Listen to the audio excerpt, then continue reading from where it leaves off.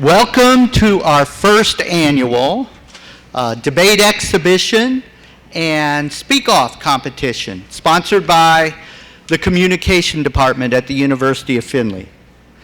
The debaters for today's debate are students in my 11 o'clock Tuesday, Thursday argumentation and debate class, and I'm going to announce who those folks are. On my right is the Affirmative team. That's made up of sophomore Bethany Bergerson, whose major is forensic science toxicology emphasis, and also Abby Meyer, a sophomore whose major is also forensic science and toxicology. On my left is the negative team, made up of senior Maddie Simmons, who is a biology and pre-vet major, and Preston Eberlin, who is a true senior graduating here in a matter of days, with a major in political science and theater with a musical theater emphasis. Okay. Now, the topic that these students are debating is one of prime importance for all members of the UF community. They are going to be debating, resolved, that the general education requirements should be changed at the University of Findlay. This has become a hot topic in recent months on the University of Findlay campus I know more students in my classes have been speaking on this issue and wanting to express their views on this issue.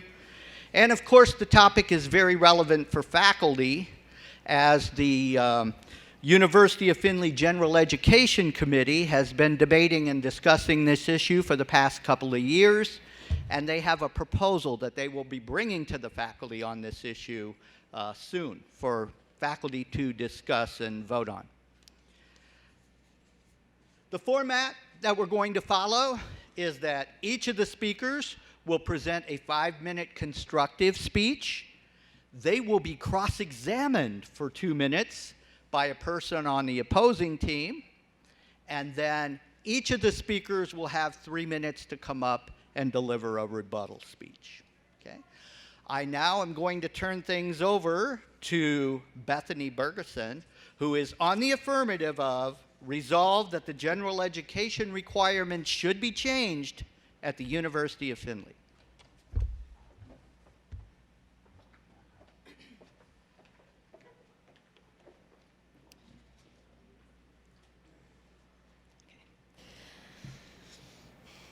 When am I ever going to use this in real life? We've asked our teachers, our friends, ourselves. In most college courses, the answer is evident. However, in most of the current general education classes at the University of Findlay, the answer is silence. In fact, there's no answer other than you won't. For the University of Findlay's general education program to actually benefit students, it must undergo some serious changes. The resolution today, the general education requirements at the University of Findlay should be changed. Our 3 main harms are that the current general education requirements are both a waste of time and money. The current general education requirements are unnecessary. And lastly, the current general education requirements burn students out to learning. We believe that changes need to be made to the general education requirements at the University of Findlay. Harm 1, the current general education requirements are both a waste of time and money. Right now, the general education requirements at the University of Findlay require students to take 36 semester hours of courses that the university has chosen.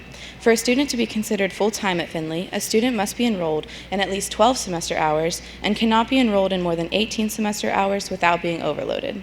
Taking 36 semester hours of just general education courses would take anywhere from 1 year to 1.5 years. For it to only take 1 year, a student must take 2 18-hour-long semesters with nothing but general education courses.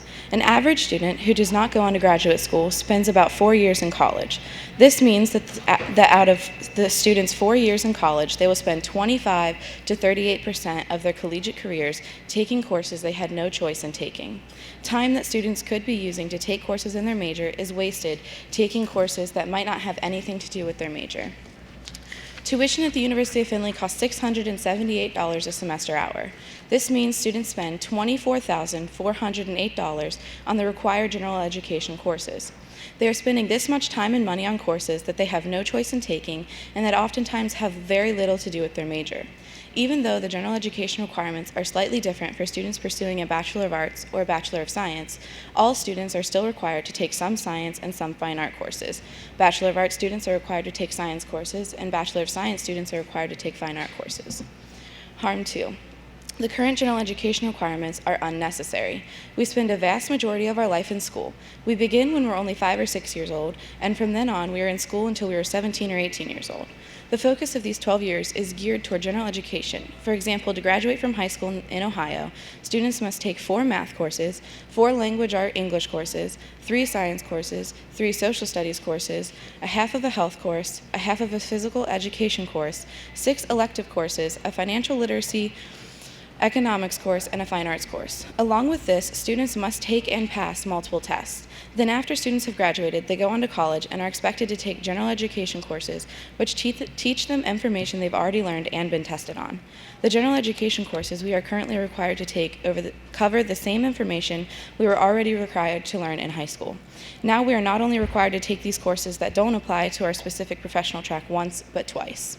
These general education courses are just reviewing concepts that we have already gone over and become familiar with, information we already know. Students are required to take these general education courses even though they're not learning anything new. In some cases, the information is so familiar that students don't retain the information taught in these courses. Students aren't truly learning until they take courses in their major. Harm 3, the current general education requirements burn students out to learning. The main argument for general education requirements is that requiring them makes students more well-rounded people. However, forcing students to take courses they don't want to take or won't need in life does a student no good. Students who take courses they don't want and won't need will not put as much effort into studying, the work, or time outside of the course to learn the material. To make matters worse, some professors that are teaching these general education courses teach them as if all of the students in that course are majoring in that subject. This increases the difficulty of the course and decreases the motivation of the students to do well in the course. This could, in turn, cause the student to receive a poor grade in these courses and, as a result, lower the student's GPA. When students are forced to take these unnecessary yet difficult courses, they can easily become burnout. They don't want to go to class, let alone do the work for it. Students want to be in a course they care about, a course they are passionate about. It needs to be something interesting, something specific. If not, they don't care. They don't care about the class, the material, or learning in general.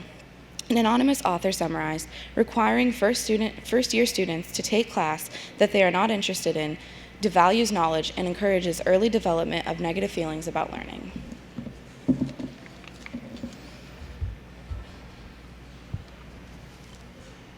Ready? Yes. Bethany, how many credits are you currently taking? 18. In any of the semesters you've been at UF, have you ever been under 18 credit hours? One, I took 17.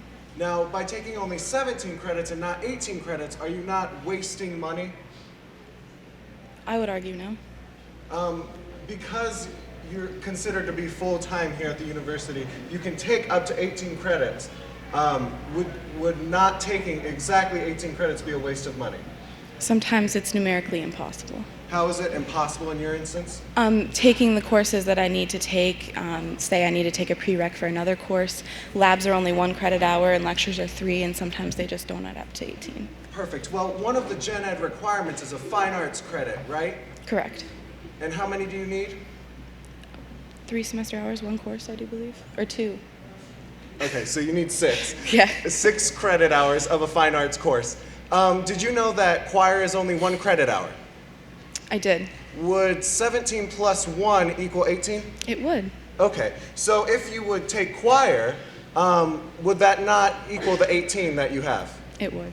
Perfect. And did you know that if you were to take choir in overload above 18, that fee gets waived and you don't have to pay for that overload fee? I did not know that. So if you were to take choir for, let's say 6 semesters, then your fine arts credit would be taken care of, would it not? It would.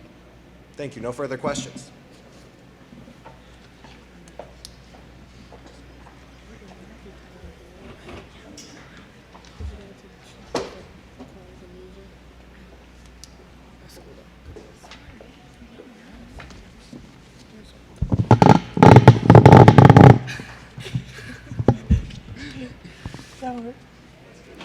I'd like to invite my volunteers to pass out some handouts, please.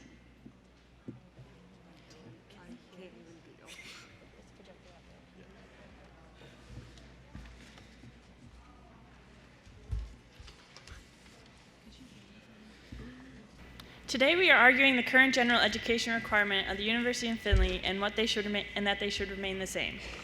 Currently, the University of Findlay general education requirements for a bachelor's degree consist of a total of 36 credit hours and are stated by the University of Findlay to, quote, enable students the ability to explore focused subject areas in considerable depth that also correlate to diverse career and/or educational paths, end of quote.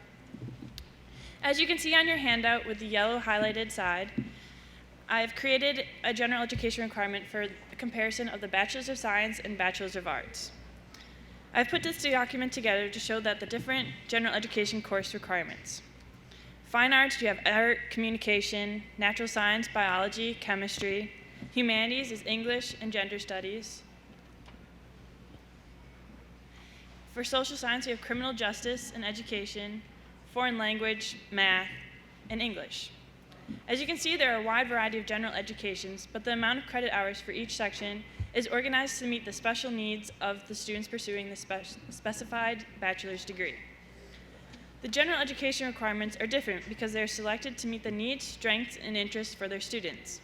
For example, Bachelor of Arts majors do not need as many math or science courses as Bachelor of Science do. We have more of an emphasis on humanities, philosophy, and such, whereas Bachelor of Science majors want and need more science and mathematically based courses to help them succeed in their fields of interest as well.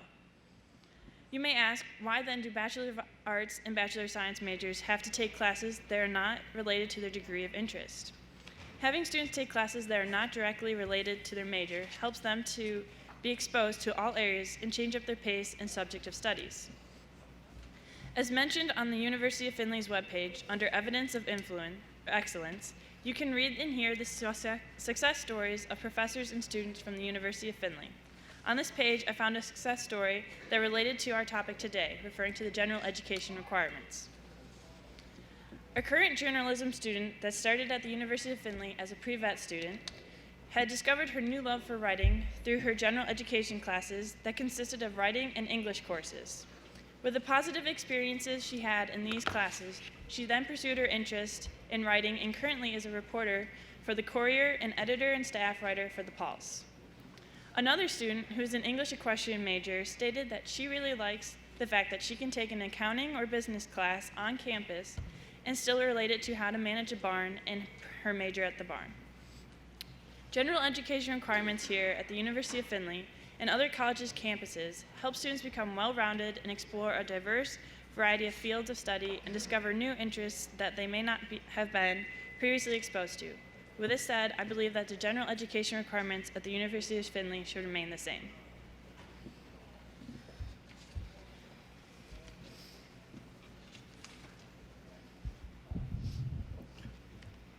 Okay. Maddie, have you ever taken a general education course? Yes, I have. In that course, did you ever learn things that you had already learned in high school, middle school, or elementary school? Yes. And did you ever take a general education course you found unnecessary to your major? Yes, but as a pre-vet major, I believe that I got to broaden my horizons and apply that to a different aspect of my major. So has every general education course you've taken, is that going to directly apply to your major or career? No, but it helps me to broaden my horizons and open up opportunities that I was not aware of, as, for example, criminal justice. I'm not personally interested in it, but I took a class this past semester where now I can see that I can pursue a pre-vet major and become a participant in the animal cruelty prevention through criminal justice. Have you ever taken a class you didn't like? Yes. Did you enjoy doing the work for that class? Not particularly. Did you ever want to skip that class? No. Okay. And assuming that you meet all the prerequisites, can you take any course offered here at the University of Findlay? Can you reword that question? Assuming that you meet all of the requirements or the prerequisite courses, can you take any course offered here at the University of Findlay? Yes. No further questions.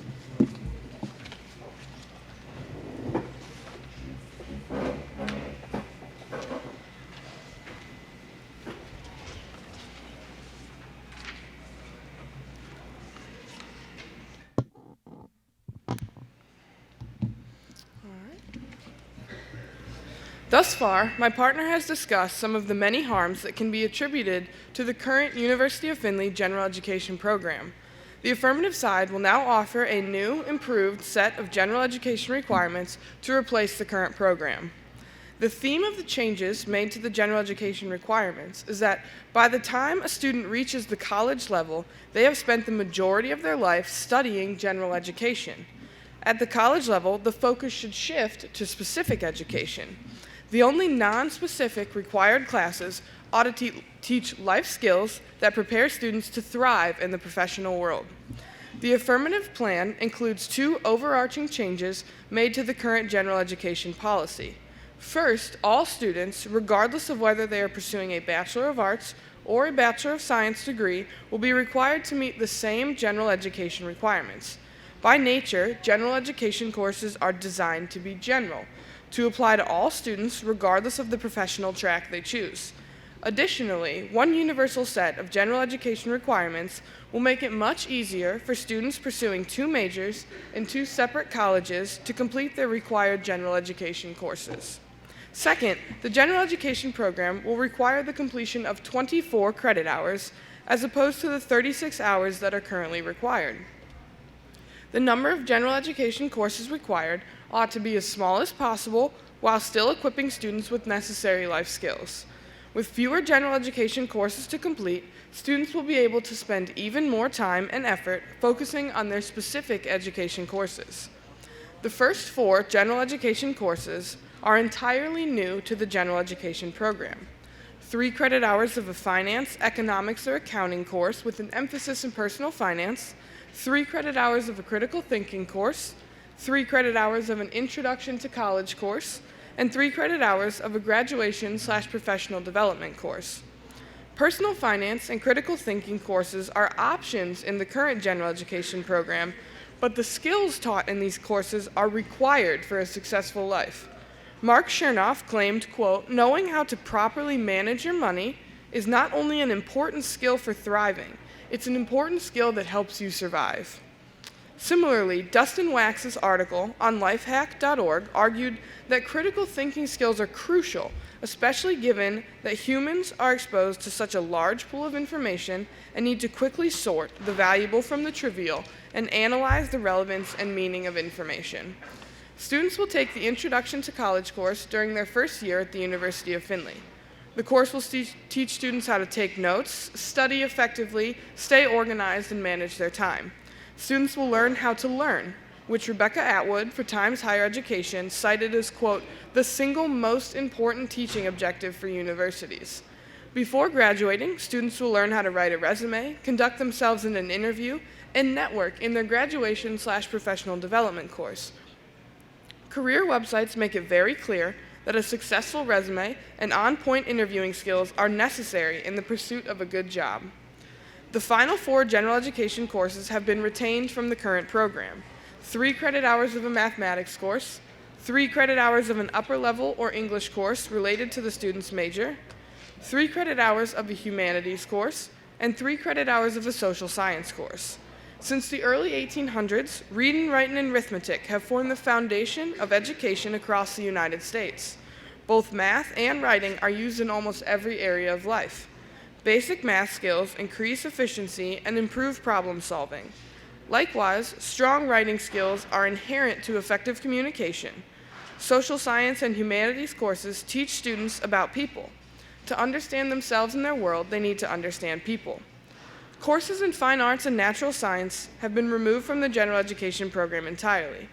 The reason for this is simple. These courses do not teach students any necessary life skills. The information taught in these courses will either be covered by other courses or is unnecessary to the student in their chosen professional track. The new improved general education program for the University of Findlay, being offered by the affirmative side, will be very easy to put into practice. The University of Findlay Registrar's Office is currently in charge of enforcing the general education requirements and ensuring that every student completes the required course before graduation. The Registrar's Office will be the administrating body of the new general education program. There will be no additional funding required to implement our new improved general education program. The resources needed to successfully offer the new courses added to the general education program can be purchased with the money no longer needed to supply the resources for courses that have been removed from the curriculum. Similarly, the professors needed to teach these classes can likely already be found on campus. The affirmative side new, improved general education program solves all the issues and harms discussed. The current general education program wastes students' time and money, while the new general education program teaches students how to better use their time and money. The current general education program is unnecessary, requiring students to learn useless information or information they have already learned, while the new general education program teaches students skills they've never been exposed to, but will certainly use in life, regardless of their major. Finally, the current general education program burns students out and turns them off to the idea of learning, while the new general education program makes sense. It finally answers the question, when am I ever going to use this in real life? Thank you.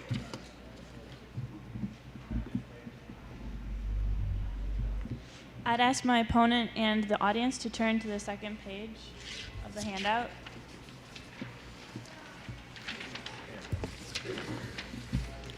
Abby, do you believe that this demo is correct in what we have as what your plan is compared to the current general education requirements? Yes. Could you give us a course description of the following classes? Graduation of Professional Development and Intro to College? The Intro to College course, again, this is going to be a very shallow definition, not enough time to go into a lot of detail, but the Introduction to College course kind of prepares students for that transition from high school, from living at home to college. It'll teach skills that they need for school, note-taking, studying, etc., and also just help them with the life adjustments that are made of the transition from living styles. And then the Graduation Professional Development course, it's going to be kind of a course that students take before they leave their last or second last semester. It'll help them write a resume, teach them how to search for a job, how to do mock interviews, how to network, skills that they're going to need when they make that other major transition from college life to the professional world. Thank you. Have you been or aware of the mock interview days here at the campus? Absolutely, I'm aware of those, and those offer great resources to students. The biggest adjustment that we're making by including them in the general education courses is now they're required. The affirmative is arguing that those are so beneficial that they should not only be an option for our students, but something that our students are basically required to take because of the benefits we can draw from them. Are you currently aware of the workshops available to students for resume building and such? Absolutely, but it's again that same idea. I can absolutely find the resources to do any of these things on campus, but to be completely honest, some students don't have the motivation to seek out doing these things. Now there is a way that basically forces them to do it, but the benefits are so great that it's actually a positive. No further questions. Thank you.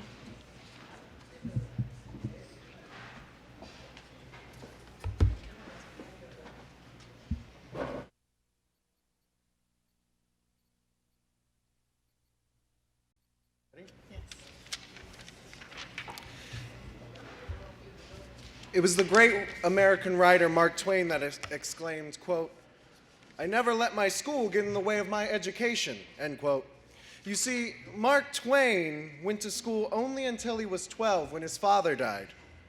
His father died unexpectedly, and Mark Twain had to go work to support his family. Mark Twain, the great writer, also had a great fascination with science and technology. This fascination and trade only helped his English develop into the lush, flowing words that we find in some of his great novels, The Adventures of Huckleberry Finn and The Gilded Age. Now, this is all not to be said for you all to quit school, but to illustrate the point that my partner has already made.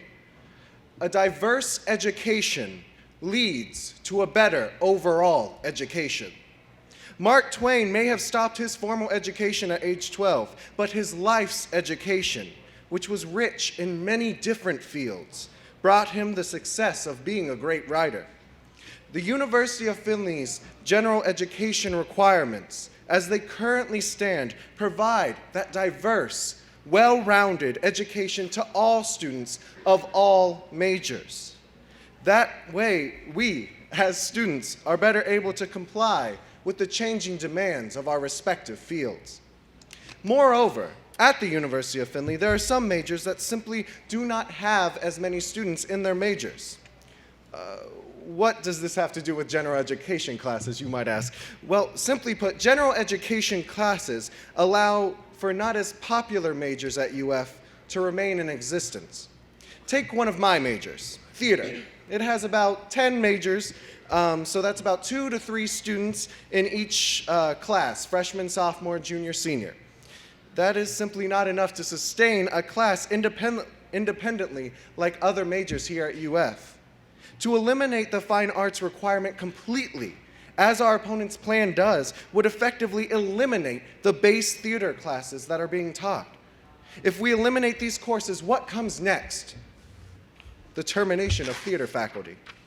Once the faculty in a certain area is gone, what's the point of having a certain major?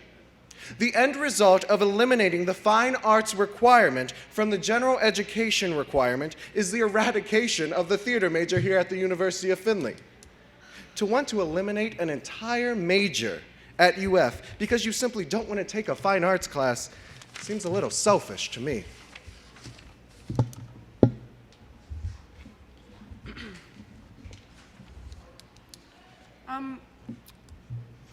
Are you aware that the University of Findlay has a forensic science program? I am. And are you aware that, or do you know if any of the forensic science courses count as gen ed courses? I do not. So there's approximately 10, maybe 15 students in that program. So if any of the forensic science courses are not gen eds, that major shouldn't exist, correct? Are they gen eds? They're not. That's good. Well, then that major does exist, and it is because the professors in that major are adequate to teach that. Okay, would you say that general education courses should teach skills that all students, regardless of major, background, etc., are going to need? I believe general education classes should do just what they're in their name and teach a general education for students. So, yes. All right, and would you categorize high school as general education or specific education? I would classify high school as general education. So then, the time spent in college, should that be focused on general education or specific education? Depends what college you're speaking of. If it's undergrad, I would say general to specific depending on your given major. However, a lot of majors specify more what their subject is in graduate school. Okay, would you agree that most college students are eventually going to pursue a professional career? I would. And would it benefit someone who is pursuing a professional career to have strong resume writing and interviewing skills? I would. That's why I'm glad the University of Findlay offers that. Would it benefit them to know how to manage their money? It would. And again, I'm glad the University of Findlay offers that. One last question. Can you give me a realistic and generally common example of, let's say, a fine arts major using a natural science skill in their everyday professional life? Perfect example. There are many theater shows or plays or even musical productions that would use specific science examples within them, which an actor can only benefit from for knowing more about that and can better portray that role as an actor. Perfect. Thank you. Thank you.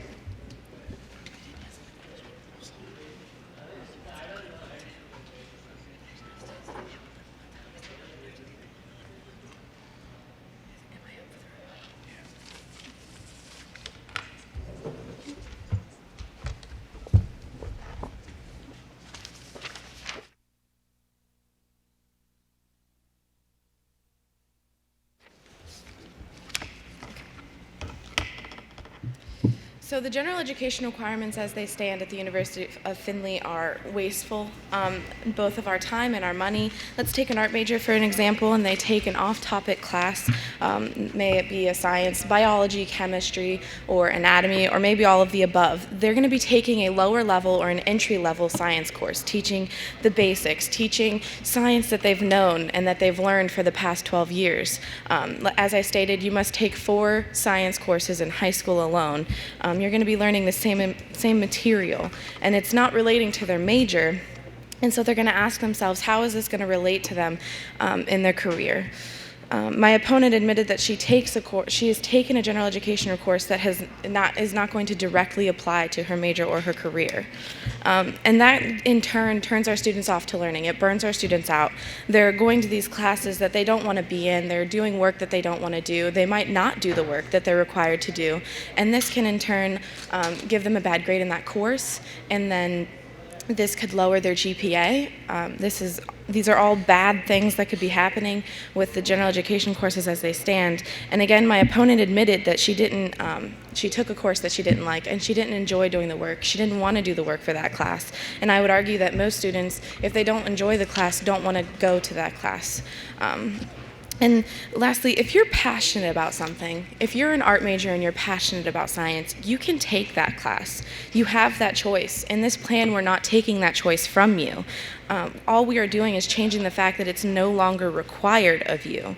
But by all means, if you're a science and you love art and you want to take a photography class or you want to take a drawing class, you're allowed to take that class. And my opponent admitted that if you meet all of the prerequisites for a course, you can take any course that is offered at the University of Findlay.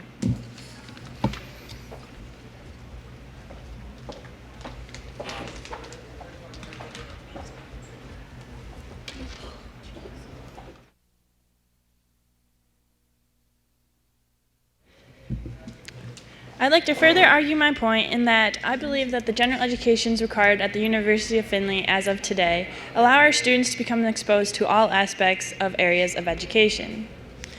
With the new plan in effect that my opponents have brought up, this hinders students from becoming well-rounded and successful individuals. Building resumes and working on interview skills are all offered in our English classes or seminar classes required for our majors.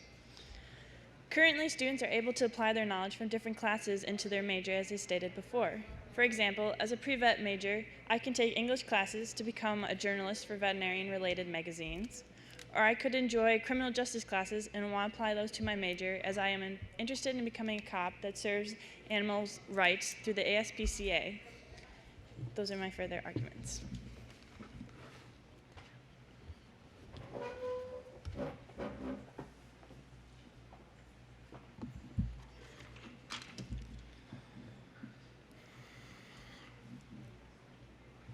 All right, before I kind of discuss some of our major arguments, I wanted to share with you guys where we kind of came up with these new courses that we've used to build our general education requirements. We actually went online and we found some lists of the top 10 and the top 12 universal skills you need to succeed at almost anything. What does everyone want from college? They want to succeed. In whatever they're doing, that's a universal goal. So we kind of found these lists of the skills that we need to succeed, and we said, let's build classes that teach students as many of these as we can. I'll just give you a couple examples from the list. There are things like public speaking, writing, networking, critical thinking, decision-making, prioritizing and time management, online research, money management, note-taking, just to give you a few examples. The current general education program at the University of Findlay covers 3 of the skills out of the top 10 list and 1 of the skills out of the top 12 list. When you apply our new general education courses offered by the Affirmative, we are covering 9 out of the 10 skills and 11 out of the 12 skills. So we're giving students the skills they need to succeed through these new general education courses. Just to highlight a couple things back from our case, the courses that we've added to the general education requirements, we are just equipping students with these skills that we need. My opponent has agreed that skills like money management and professional development are skills that students do need. Again, My opponent's going to argue that we offer these as optional workshops right now. And if they're so great, why don't we make them required? They're going to benefit every student. And yes, a portion of Findlay students will attend optional workshops, will attend mock interview days. But if we apply these new general education requirements, everyone will be equipped with these skills.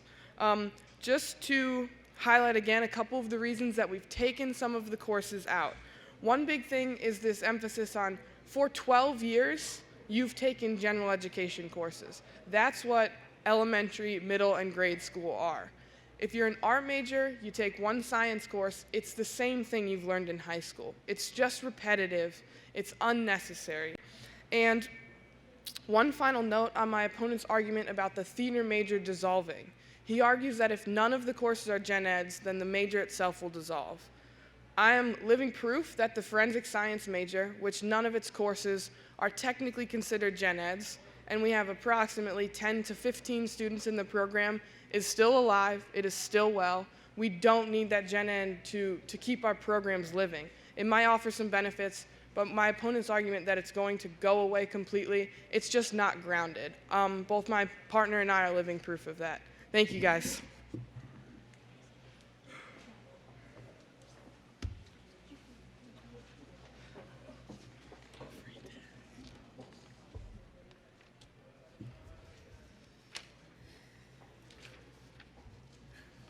$250 million. $5 billion. $5 billion is a little more than 250 million, which is still a great sum of money. $250 million is how much the federal government spends on arts and humanities in education in the United States. $5 billion is how much they give to the National Science Foundation. Arts courses in pre-college in education are the first courses and the first things to be cut out of schools. Our opponent argues that we get a general education in high school, in elementary school, in middle school. However, if these are the first things being cut, how are we getting those courses? 20% 10 years ago, according to the Department of Education, US, 20% 10 years ago of elementary schools had theater and dance courses. That is opposed to 4 and 3% in 2009, 2010. 10 years difference, and the percentage has already gone down by 17%. Our opponents would have you believe that the University of Findlay should require students to take resume writing and all these professional development courses, and I would argue that those courses are very important for students, and that is why I love that I am in a senior seminar class, and a lot of other students in other majors have senior seminar classes that require resume writing. Resume writing and professional development and mock interviews. Resume writing is also a part of an English course taught here, Intro to Technical Communications, which is, again, a gen ed requirement. It's interesting that my opponents are so willing to cut out the arts and the sciences from our gen ed requirements when students aren't receiving those educations before they come to the University of Findlay. Thank you.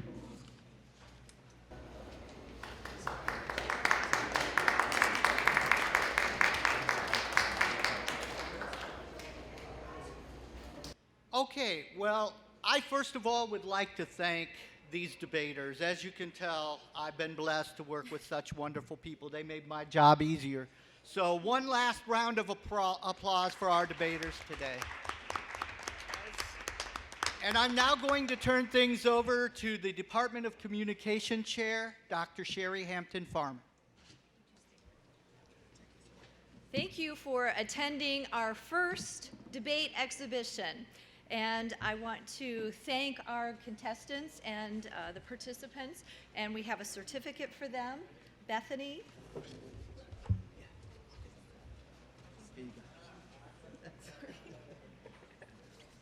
Abby Meyer.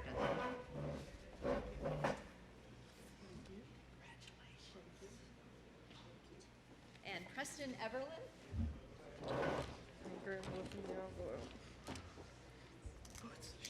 And Maddie Simmons.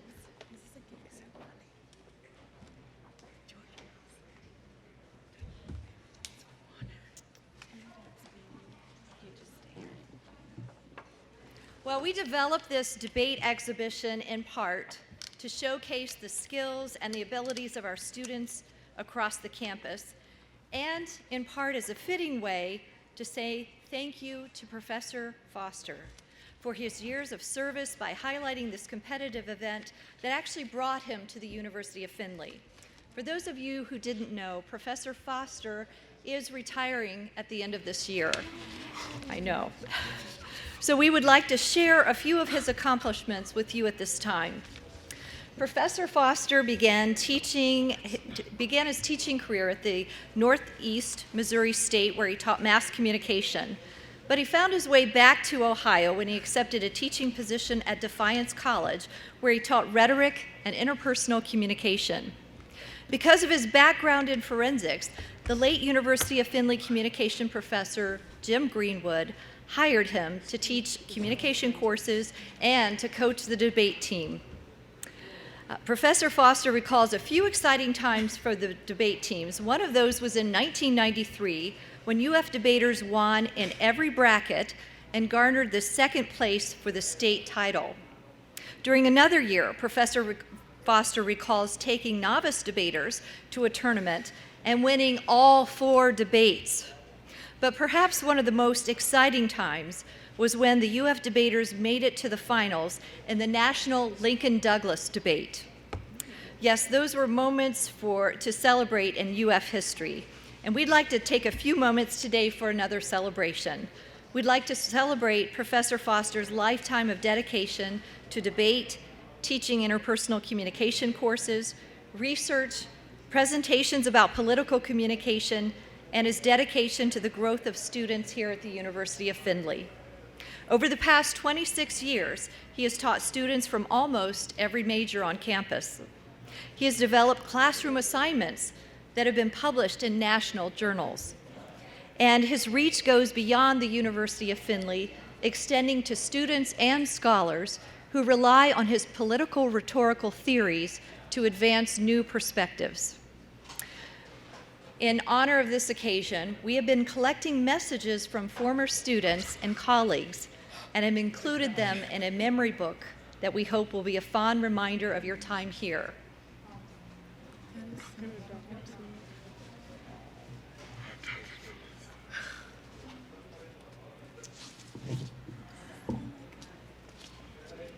This is your life.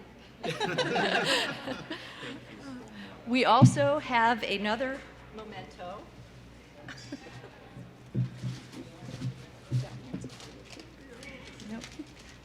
Which we will give to you at another time.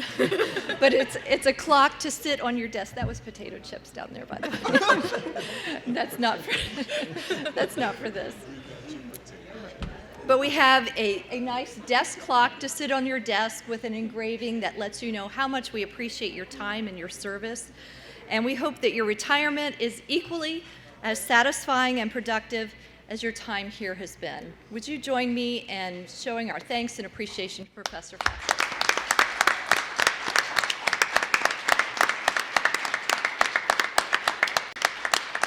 And we'd like to invite you. There's a reception in the back with a cake for Professor Foster, so please partake of the refreshments and join us again at 12:15 for our speak-off competition.